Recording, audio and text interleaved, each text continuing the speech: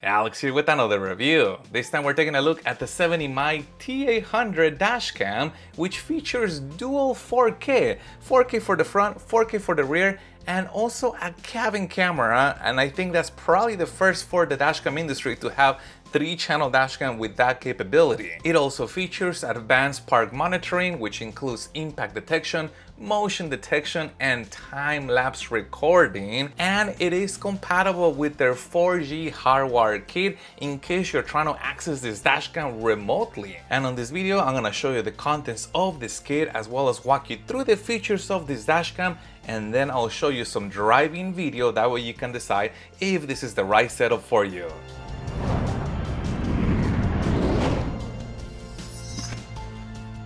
And I have placed a link in the description down below to the T800 in case you want to get one for yourself. And the T800 features a 3-inch LCD screen, memory card bay located on the left side, supporting up to 512 gigabytes of memory, and they included this 512 gigabytes memory card. And the front camera is adjustable. You can adjust that view angle by pushing this up or down, and on top of the unit we get the input for power, USB-C, input for rear camera, also USB-C. And here's what that 4K rear camera looks like. It's meant to be installed on the inside of the vehicle. I can peel this back and then attach it to the car. Viewing angle is fully adjustable, and turning the camera all the way in this orientation allows mounting against a vertical surface like the rear window on a pickup truck.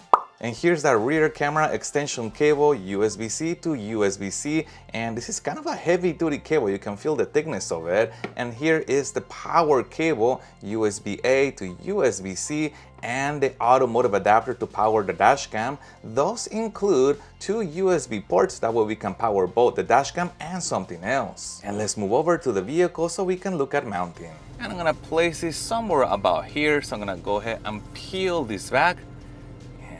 Line this up right here. Here we go. The mount does allow you to separate the dashcam from the windshield. It is a little bit tricky to put it back on, and it's a little bit hard to pull it off, but it does allow you to.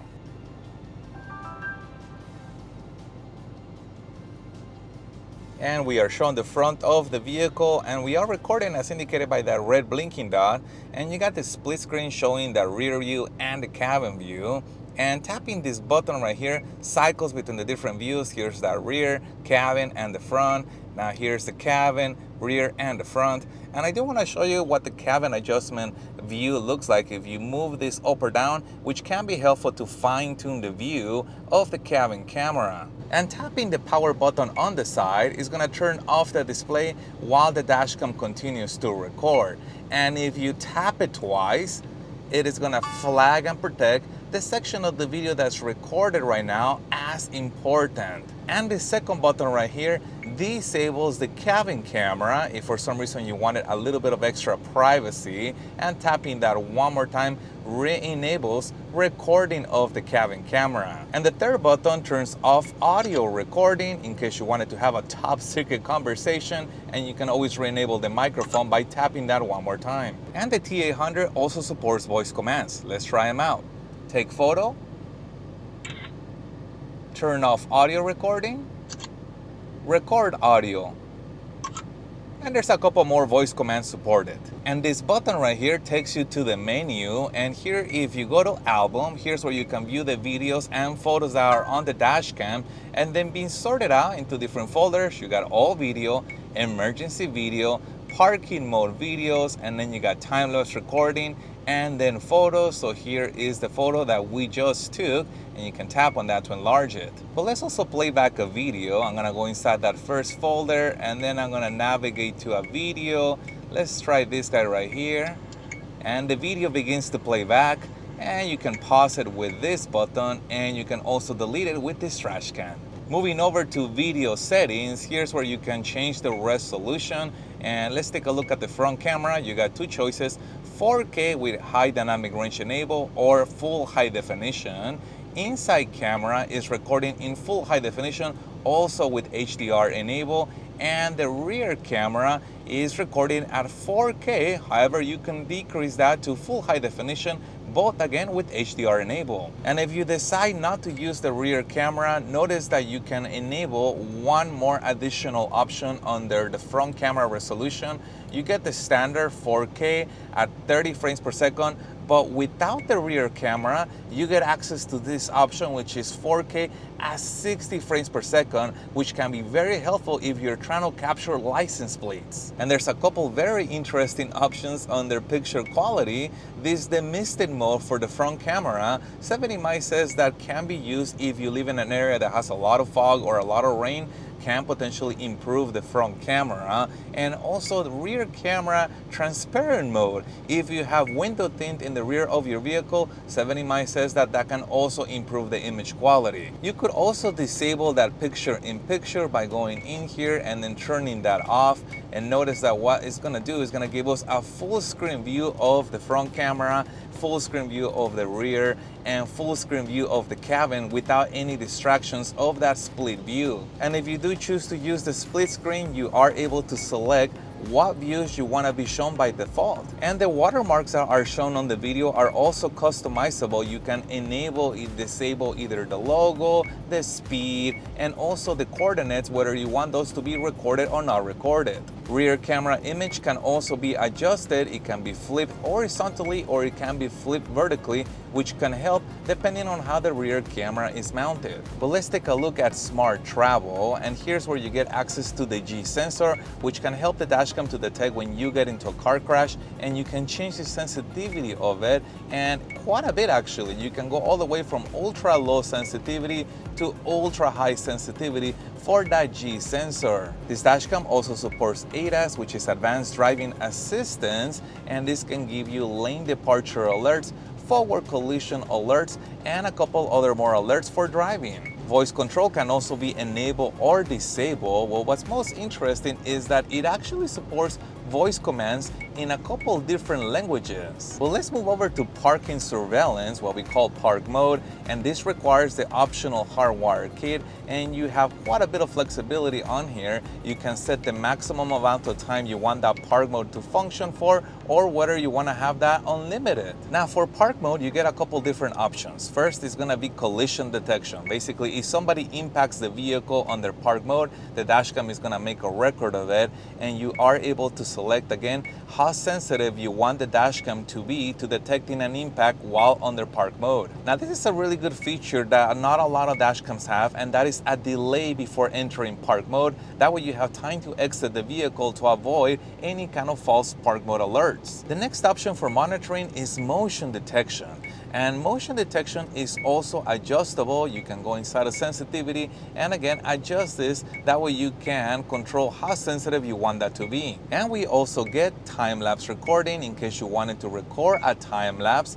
And the cameras that are going to record during park mode can be customized. You can have just the front camera, or you can select 2 cameras to record or all 3 cameras to record during park mode. Now it is important to point out that enabling more cameras for park mode is going to consume more power because you're having more things on, so you want to be careful when you enable that option. But the good thing is that this dashcam does have low voltage battery protection, which can help to reduce the possibility of you getting stranded because you are able to control here at what point do you want the dashcam to disable park mode based on your battery voltage. Moving over to system settings, here's where you can customize the Wi-Fi. You can choose to have the Wi-Fi on by default when the dashcam turns on. I don't recommend you do that unless you change the default password.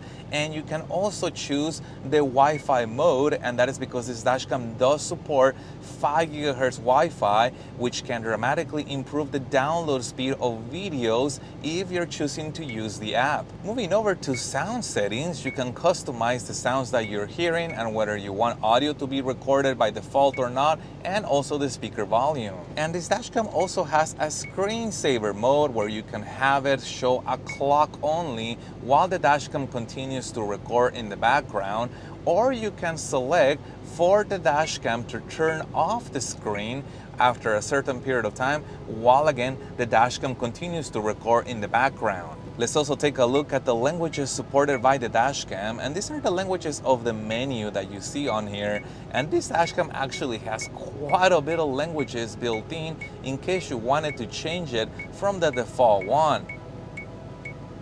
And you can also choose whether you want the speed to be shown in kilometers per hour or miles per hour. But now let's go ahead and take a look at the app. And the app is called 70mai and connects to the Dashcam via Wi-Fi and gives us a live view coming from it. And with this icon right here, you can enlarge that view. And also with this icon right here, you can cycle between the different cameras. Here's that cabin view, and tapping that one more time is gonna give us that rear view. Tapping that one more time is gonna show us back to the front. Also notice that there is this camera icon, and what that does, it takes a photo. And tapping album is gonna give you access to the files that are on the Dashcam, which again, having sorted out, you got all videos, emergency videos, park mode, time-lapse, and photos. But let's go inside of photos, and as you can see, there are subfolders. You got that front camera, cabin camera, and rear camera. And if you tap on any of the photos, you have the option to download them or to delete them. But let's go inside of all videos. Again, you have 3 subfolders: front camera, cabin camera, and the rear camera. And you do have this checkmark option. If you wanted to manage multiple videos, you can put a checkmark on there and download them or delete them. But let's go back to the cabin camera, and let's go ahead and play back a video. It begins to play back, and you can also enlarge it if you wanted to see it a little bit bigger. And you also have the option of downloading a copy of this video to your phone or to delete that video. And finally, you got access to the settings, and these are all the settings that are on the Dashcam. And the advantage of changing them in the app is that I feel that it gives you a little bit more information than what you see on the Dashcam, because there is more space to describe what the different options do, which is helpful if you're not familiar with Dashcam settings. But now let's go ahead and take a look at some driving video so we can see how well this Dashcam actually performs. And this is an audio test of the 70mai T800 Dashcam, and I am sitting on the driver's side seat. And this is an audio test of the 70mai T800 Dashcam, and I am standing outside the driver's side door. All 3 cameras support high dynamic range, and for the front camera, 70mai says that they're using the Sony Starvis 2 IMX678 image sensor paired with a 146-degree lens, and video is recorded at 30 frames per second.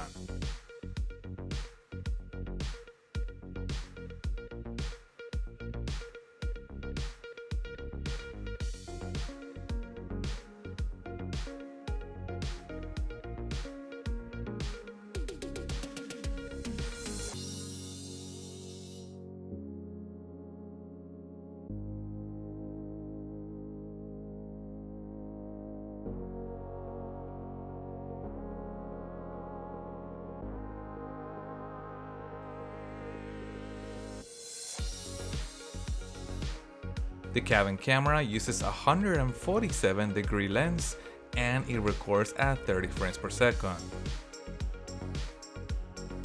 It also supports infrared night vision, which activates automatically when needed to improve the image quality when dark. And for the rear, 70mai says that they use another Sony Starvis 2 IMX678 image sensor, also with a 146-degree lens, just like the front sensor, and it is recording at 30 frames per second. And lastly, the video files are in MP4 format, which I personally prefer over the TS file format.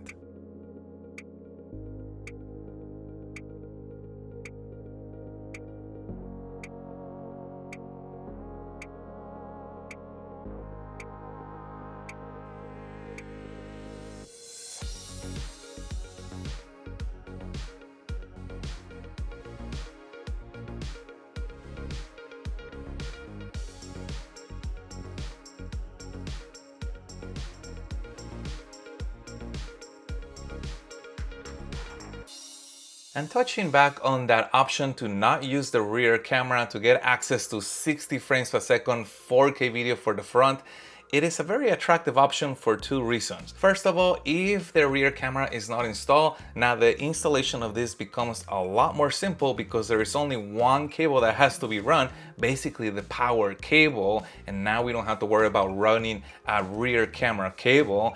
And the second reason why it's also attractive is because we have a cabin camera. So even though we don't have a rear camera, if we choose not to use it, the cabin camera is still giving us a little bit of a glimpse into the rear of the vehicle and a little bit of the size of the vehicle, while giving us access to the 60 frames per second 4K video, which can help tremendously with fast moving objects. The video can be slowed down if desired, and you could potentially get a better glimpse at a license plate at 60 frames per second versus dashcams that run at 30 frames per second. And in another interesting development that actually happened as I was reviewing the T800 is that 70mai introduced a battery pack option for their dashcams, and this battery can actually help during park mode because this is an own dedicated battery. So now the dashcam doesn't have to rely on your vehicle's battery if you're looking to enable park mode and you want to have peace of mind